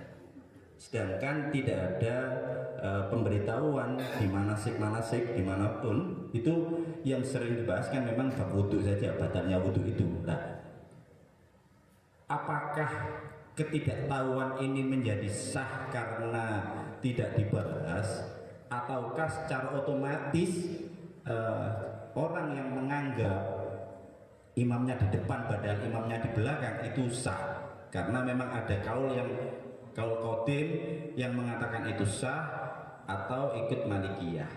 Ngaten. Jadi hanya karena dhamnya saja imam di depan gleteke ono ning mburi, secara otomatis dia sah. Padahal kita tahu kaul qadim yang dipakai beberapa yang di Buhya itu kan tidak mencakup masalah berdirinya imam di belakang, hanya beberapa saja yang itu tidak mencakup masalah berdirinya imam di belakang. Ininya kan ya, pertanyaan dari jenengan itu yang paling inti kan, lah ini bukan masalah ada kaul yang memperbolehkan atau tidak, tapi permasalahannya adalah orang-orang pada waktu itu masih belum tahu, bahkan ada yang mengira imamnya itu dikira nang ngarep dhewe, kan seperti itu ya. Oke. Sebenarnya begini, ini kaidah yang sifatnya umum, perlu kita benar-benar eling-eling saestu. Di dalam konsep fikihnya ini ada yang namanya taklid ba'dal amal. Napa? Taklid ba'dal amal. Taklid ba'dal amal itu adalah mengikuti pendapatnya ulama yang memperbolehkan, padahal dulu dia pas waktu melakukan itu masih belum tahu itu apakah ada atau tidak. Itu namanya taklid ba'dal amal. Ya seperti dalam permasalahan kita ini, dia nggak ngerti ya, mungkin ada prasangka bahwa imamnya di depan satu, juga mungkin belum tahu hukum, ya melo ae kondisi yang di situ. Maka ini dikenal dengan konsepnya para ulama, ini disebut dengan taklid ba'dal amal. Bagaimana itu hukumnya taklid ba'dal amal? Saya bacakan di dalam kitab Buhya ataupun di dalam kitab Fawaidul Makkiyah juga ada. Dan di dalam kitab Buhyahnya tengeri disebutkan, di dalam kitab Buhya halaman 19 awal-awal, mas'alah tukaf ya juzu at-taqlidu ba'dal amali bisyartain. Orang itu boleh taklid ba'dal amal tapi dengan dua syarat. Syarat yang pertama, alla yakuna halal amali aliman bi fasadi ma anna lahu ba'dal amali taklidu. Dia ketika waktu melakukan, dia itu nggak tahu bahwa itu hukumnya adalah rusak, hukumnya itu fasad. Artinya begini, kalau dari awal dia itu sudah tahu, dia itu sudah meyakini ini secara madhab Imam Syafi'i gak sah ini, tapi saya tetap sholat Allahu Akbar. Kalau seperti itu nggak boleh.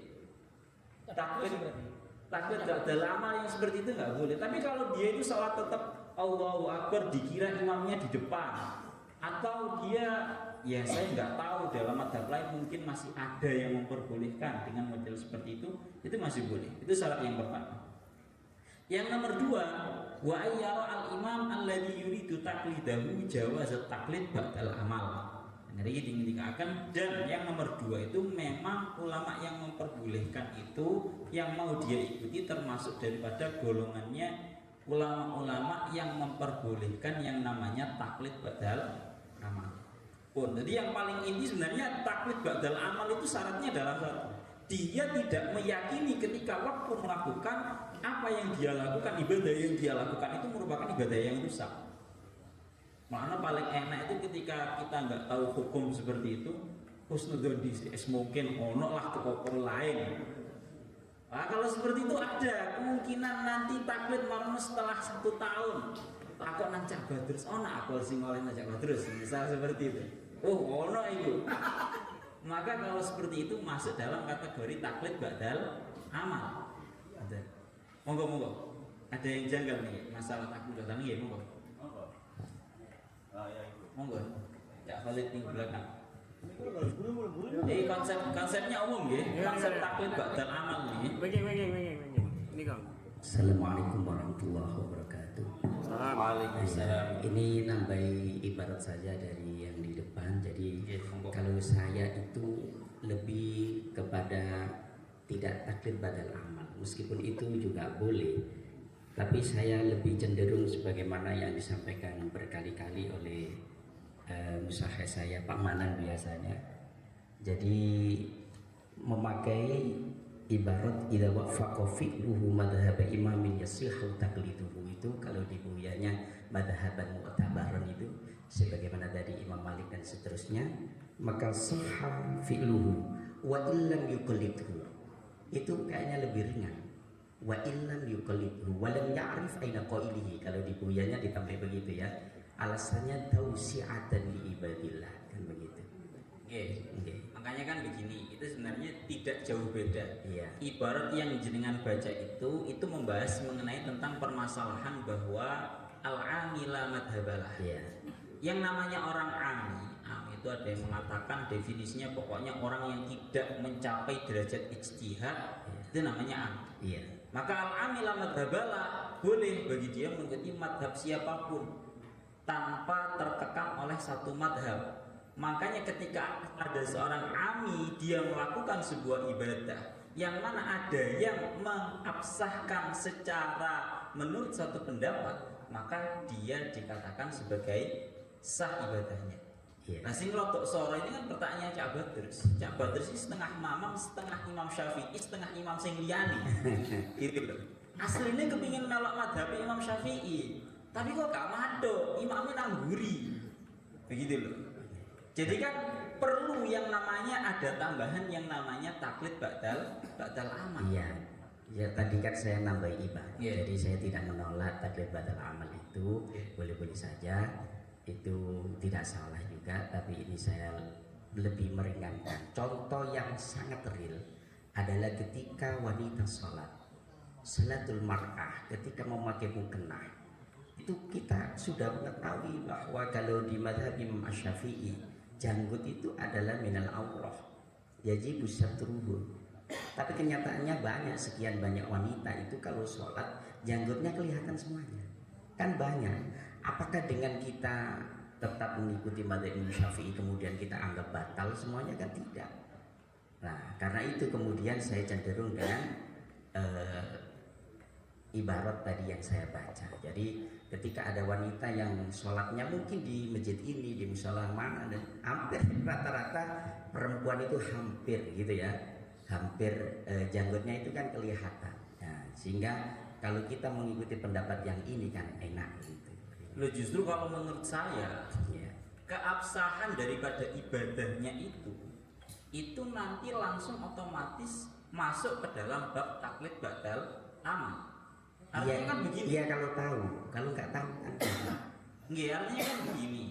Artinya orang itu kalau di dalam mengabsahkan, bahasanya ngeten iki ya, di dalam mengabsahkan suatu ibadah yang telah dia lakukan, kemudian dia sendiri itu masih tidak berilmu di dalam ibadah yang dia lakukan. Lah otomatis kan nanti tentang permasalahan apa yang dia lakukan ini masih dikhilafkan oleh para ulama, sah atau tidak.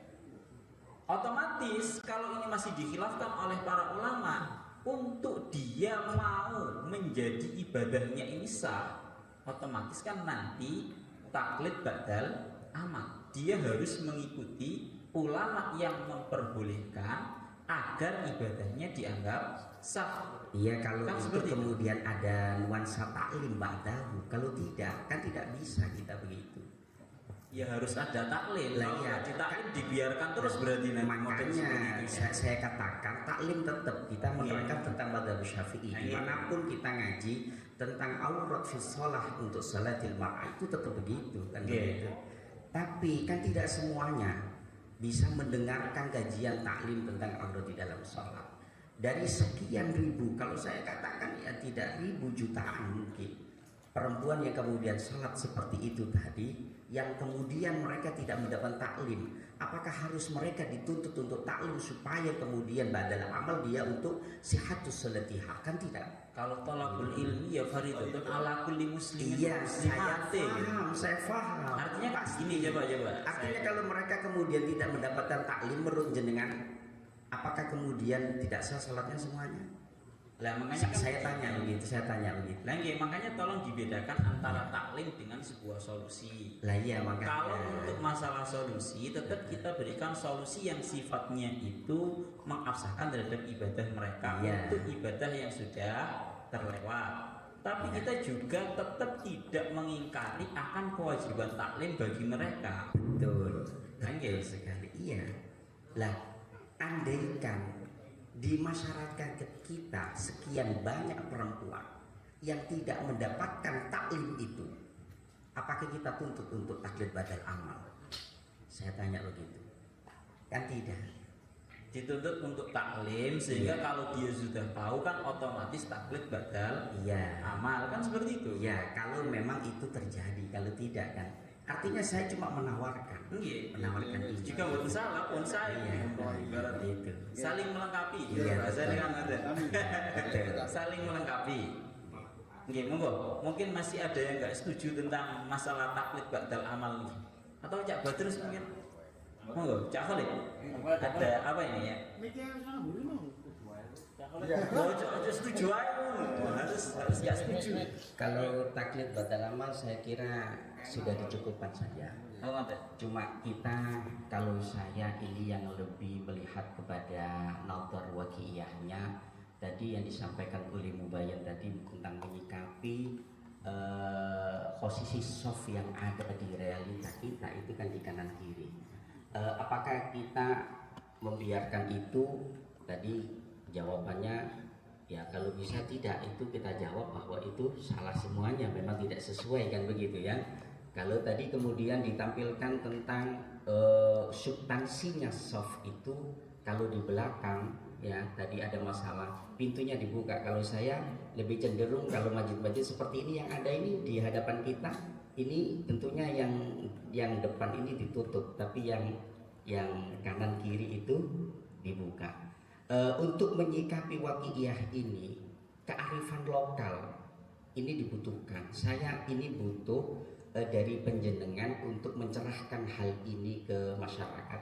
Mungkinkah ada dulu para pendahulu kita, tentunya kita kan sudah di abad-abad akhir ya, yang kan ada pendahulu kita, para sesepuh, para kiai itu mengkonsep musola, terutama musola ya. Kalau masjid masih bisa lah tadi aturan. Yang banyak itu adalah musola, yaitu kanan dan kiri.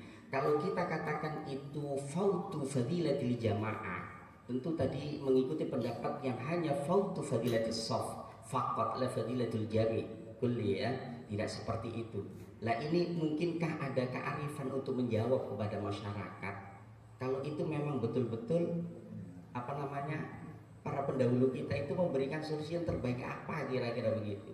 Kita kan harus husnudon para kiai-kiai sepuh kita begitu loh ya.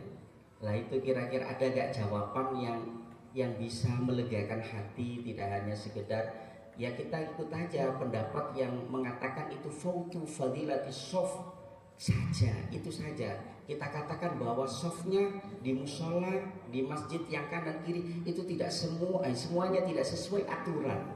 Lah kata-kata ini ya memang benar seperti tadi yang dibaca di kitabnya.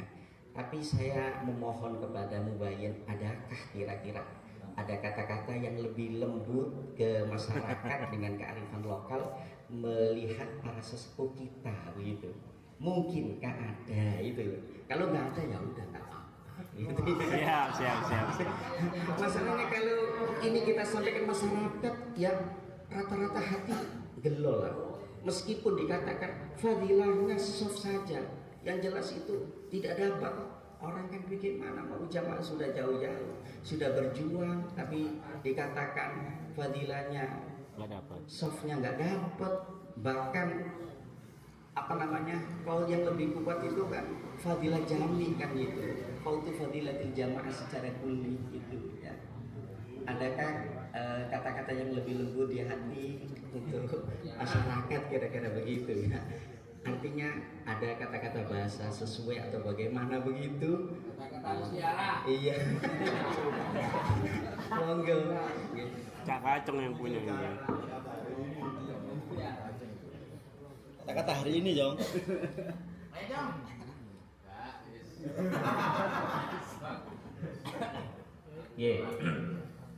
Bahas mengenai tentang permasalahan Matian. Ibu. Jarno. Posisi ndase. Katake lho.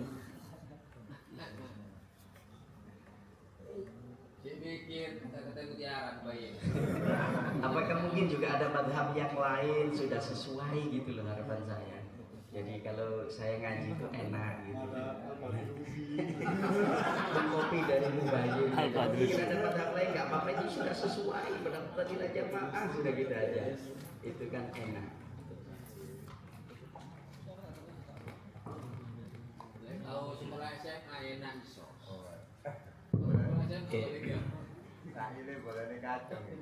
ini termasuk permasalahan yang sifatnya klasik ya. Ini sambil mencari ibaratnya. Kalau eling dia niku pembahasan ini sering dan ini pembahasan dulu pernah gaduh. Ini tadi bukan khusus tentang musola. Dulu itu ada pembahasan bahwa kelompok sebelah itu pernah melakukan yang namanya demo besar-besaran. Otomatis demo besar-besaran akhirnya ketika melakukan yang namanya sholat bareng-bareng antara laki-laki sama perempuan, softnya itu sulit untuk diatur, kan seperti itu ya. Softnya itu jelas sulit untuk diatur, yang perempuan 212 sana 212 kita sebut seperti itu aja nggak apa-apa. Akhirnya dari golongan orang-orang NU ini podo gilok nih, gilok nih loh, tetok aja jamaah rata pak lanang ambek wedok campur. Lah mari gilok nomor dan akhirnya wong NU ini kebetulan mengadakan acara, ya otomatis ya acara besar ya. Sulit untuk dikondisikan perempuan di sebelah sana, laki-laki di sebelah depan itu sulit. Akhirnya wong NU dewi yang melakoni kayak akhirnya para kiai itu sami mengeluarkan ibarat ya otomatis kan ya. Lek sing 212 kan arep ditokno ibarate. Tapi lek sing awake dhewe sing nglakoni itu ibarate. Dari ibarat itu nanti sambil kula carikan ibaratnya. Tengger itu dikatakan bahwa memang secara konsep dasarnya adalah memang yang namanya laki-laki harus di depan, perempuan bahasanya bukan harus sunnah di depan, yang perempuan itu harus atau sunnah di belakang. Tapi itu fi halatil ikhtiyar, dalam kondisi yang normal. Kalau kondisi-kondisi yang bisa dalam tanda kutip sulit untuk diatur seperti itu, maka hal tersebut tidaklah sampai menghilangkan yang namanya fadilahnya jamaah atau bahkan fadilatus soft, karena bukan halatil ikhtiyar, bukan dalam kondisi normal. Sekarang coba kita tarik dalam permasalahan yang semisal kayak musola, yang mana musola ini ya rada angel. Kalau di model khusus belakang itu perempuan, kemudian khusus depan itu laki-laki. Umpamanya musola mek 5 kali 5, 6 kali 6, misalnya seperti itu. Kalau mau di model seperti itu sangat sulit. Makanya kalau juga mempersilahkan kepada bolok-bolok kira-kira berani buatan model yang seperti ini bisa buatan dianggap ini termasuk kondisi yang sifatnya memang menuntut model softnya itu di model seperti itu agar lebih mudah untuk kepada para jamaah yang hadir baik laki-laki ataupun perempuan bisa buatan. Tapi secara garis globalnya ada apa? Kalau fi halatil ikhtiyar dalam kondisi normal yang depan itu sunnah laki-laki, yang perempuan itu belakang. Baru kalau kondisinya itu tidak halatil ikhtiyar, ada kesulitan tempat, maka dalam kondisi yang agak sedikit bercampur, bahasanya buatan kok bercampur tidak sampai ke belakang, baru itu tidak ada hukum makruh karena bukan halatil ikhtiyar. Nah, sekarang kira-kira lho, soalnya ini kula ya rada anyar. Musola besarnya 6 kali 6 atau wis rada gede-gede lah 10 kali 10. Lah iki ada di model sing belakang tok iki sing wedok, sing lanang iki sing depan. Ini kira-kira angel lho. Apa luwih penak aja bahasanya lebih mudah langsung setengah-setengahan. Seperti yang biasa terjadi di orang-orang Indonesia ini. Monggo, coba kita coba bahasanya. Urun-urun rembuk bahasanya. Menurut nalar-nalare panjenengan sedanten iki piye? Kira-kira dianggap sulit mboten kalau cuma perempuan yang di belakang akhir musala diseret ngeten dibagi setengah dadi loro kan? Otomatis dadi loro ngarep mburi kan? Itu dianggap lebih sulit napa mboten daripada sekedar yang namanya cuma bersebelahan. Kalau saya lebih cenderung bahwa itu masih fi halatil ikhtiyar begitu Gus. Kenapa? Karena sebenarnya kalau kita melihat bangunan yang ada itu biasanya memang sudah ditata oleh oleh arsiteknya lah, nggak bukan saja begitu. Memang sudah di sebelahan. Kalau sebenarnya penataan, kalau saya musola itu kotak saja, kemudian belakangnya itu seperti yang ada di masjid ini. Pintunya kanan sama kiri, itu kayaknya lebih enak. Sehingga kalau mungkin musola itu digunakan untuk acara apa lebih yang luas, maka satirnya itu kita buang saja, kan begitu. Karena kalau bangunan yang ada itu sudah dari awal itu banyak musola itu yang sudah ditembok dari tukangnya itu, karena sudah kebiasaannya begitu. Lah kita kan tidak bisa kemudian hati merasa bahwa itu nggak tahu hukum. Nah itu ternyata tidak dapat fadilah jamaah, kan tidak seperti itu juga. Jangan-jangan memang dari para sesepuh kita itu sudah ada yang lebih asal atau bagaimana. Karena itu sekat itu kan tidak harus tembok bagi saya, karena satir-satir hari ini juga dengan variannya sangat banyak sekali. Itu kan sudah cukup kan. Kalau kita lihat loh dari awal perempuan diletakkan di belakang itu kan dengan selambu, dengan itu kan sudah bisa. Tapi kayaknya sudah tradisi dari dulunya gitu loh. Dari dulunya itu memang sudah diletakkan di kanan sama di belakang gitu.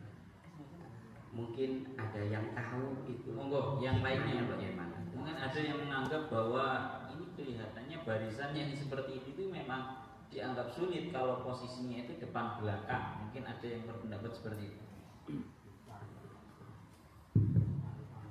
Urun rembuk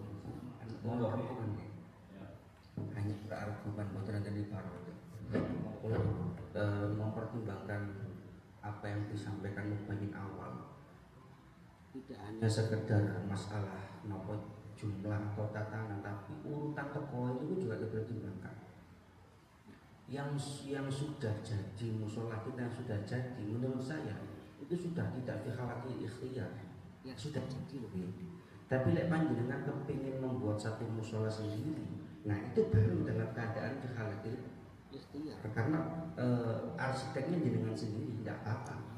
Tapi kalau yang sudah jadi, saya pikir menurut pulau di lapangan, ya nggak jauh-jauh di kampung saya sendiri, itu mungkin sudah masuk di kategorinya, itu sudah fi ghairi halatil ikhtiar, mempertimbangkan iku aku sing teko ana sing tak bidayat akhir kayak teko sing lanang.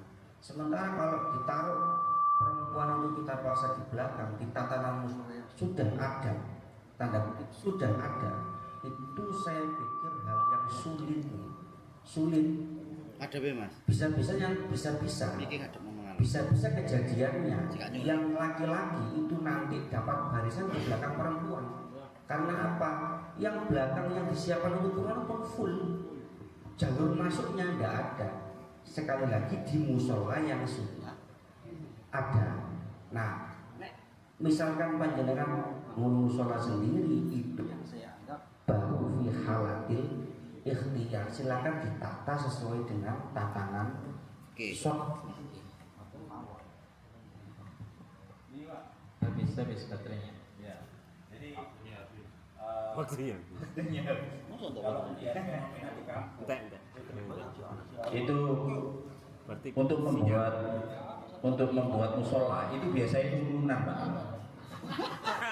Lele wis urunan, semua punya hak yang sama. Itu yang pertama.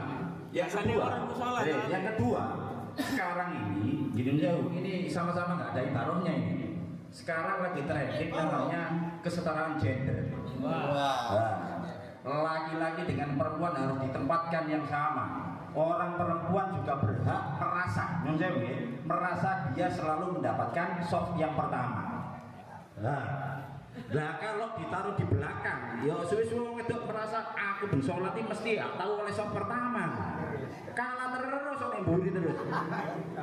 Dia nggak akan pernah mendapatkan fadilah soft pertama. Padahal itu mau ono hadise sopo elek misalnya baru sampai paten-patenan, Mbak. Bukan begitu. Itu salah itu. Lah makanya ini kan sama-sama nggak ada ayat Al-Qur'annya, jadi saya nggak menafsiri apa-apa. Artinya begini, nanti dirot kalau saya selesai. Ya, jadi saya itu sama-sama ini nggak ada ibaratnya. Kalau misalnya di kampung, sesuai apa yang disampaikan dengan saudara saya Khalid, itu kan biasanya urunan, Pak, buat sendiri kan, dan kearifan lokal itu seperti itu. Kemudian kalau di kampung saya itu biasanya orang perempuan itu juga kepingin ngerasa untuk disok ngarep, ngoten lho. Ya walaupun nanti itu secara fikihnya itu ternyata nggak dapet, tapi dia ilahi ngerasa kan napa nggih, cara semangat jamaah itu kan ya ono ngoten lho. Nggih nun sewu kalau saya salah tafsir ya. Wallahu a'lam nggih, kula nyuwun ngapunten nggih. Assalamualaikum warahmatullahi wabarakatuh.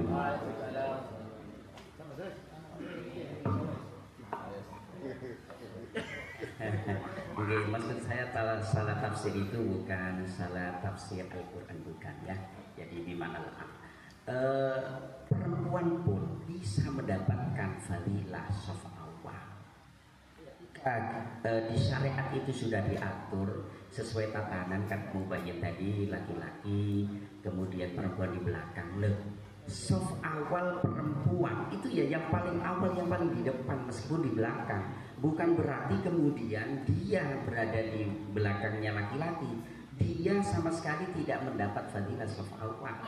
Begitu. Jadi soft awal itu jangan ditarjamah bahwa soft yang pasti harus ada di belakangnya imam. Kalau memang itu dikatakan begitu, ya kita pasti seperti jenengan tadi sampaikan, perempuan akan demo. Kita diatur syariat di belakang, tapi nggak dikasih kesempatan soft awal, kan begitu. Ya, ternyata kenyataannya tidak seperti itu. Jadi soft awal itu untuk perempuannya yang paling pertama, itu dia menempati posisi soft awal meskipun berada di belakang, begitu.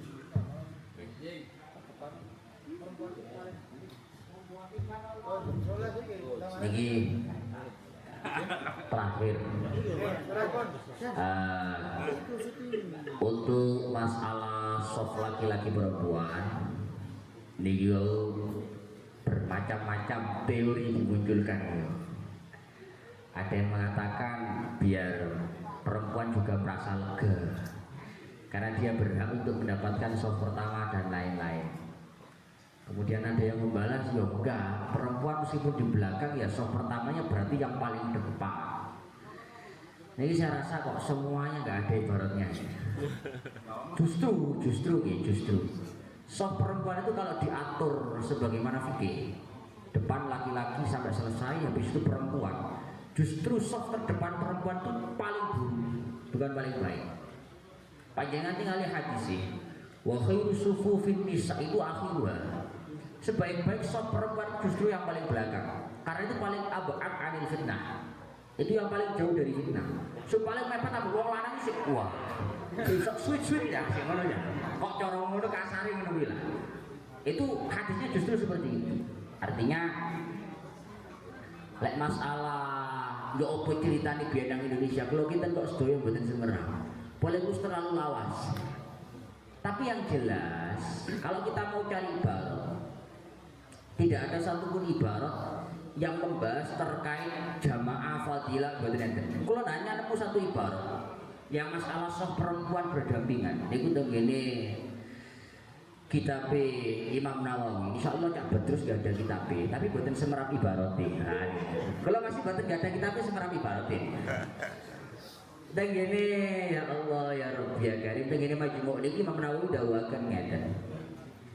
Idza shallar rajul, nah ini ketika ada praktek sholat dan ternyata wa bijambihi imra'atun.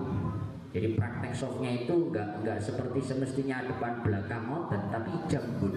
Jambun itu kan bersebelahan, berdampingan. Maka di sini dikatakan oleh beliau lam tabtul sholatuhu wala sholatuha. Itu tidak ada yang batal. Lah itu kan jelas orang yang batal banyak.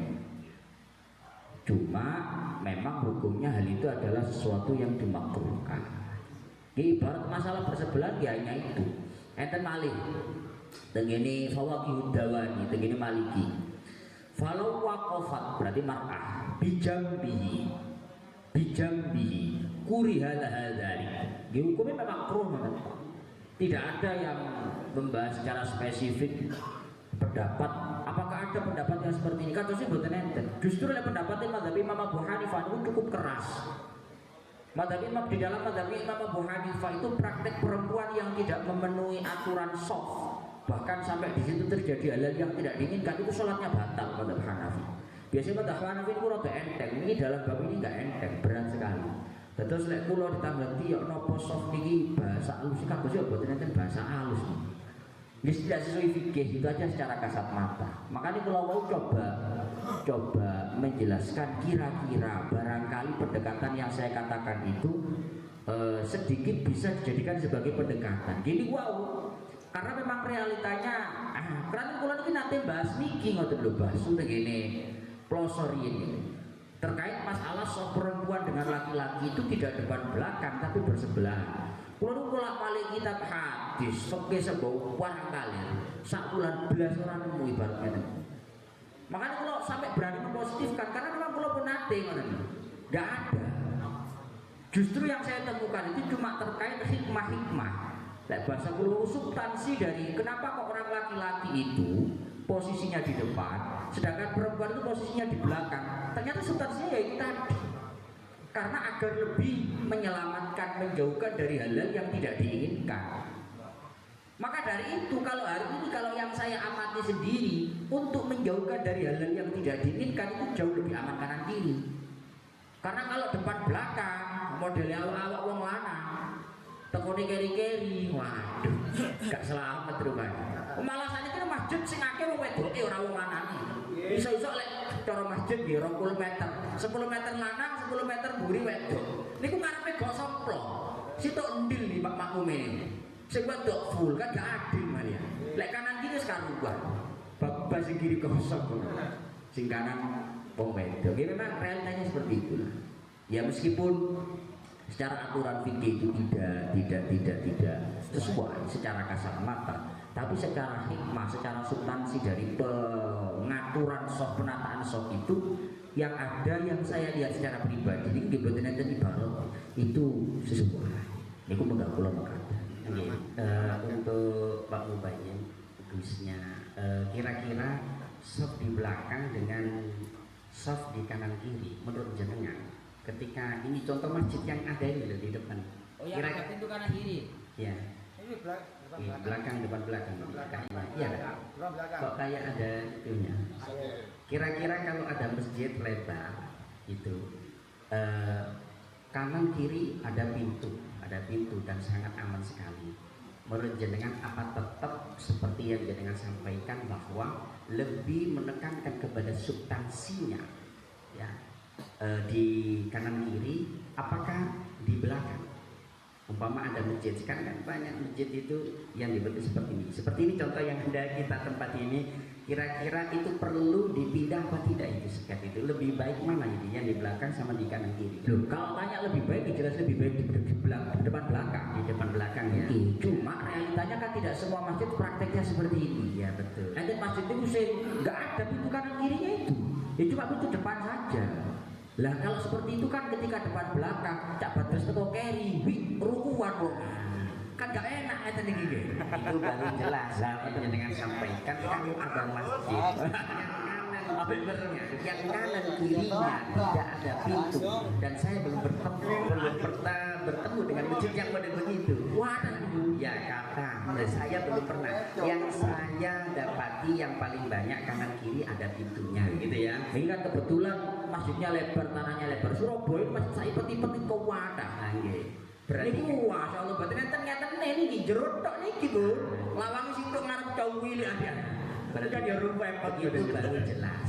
Sehingga kalau pintunya hanya di depan, lebih baik kanan belakang begitu ya. Kanan belakang, kanan kiri Ya maksudnya. kanan kiri, Oke. ya kanan kiri. Tapi kalau pintunya ada yang di samping, itu lebih baik di belakang begitu. Nah, itu baru sorry. Ya terima kasih. Fatihah. Mangan.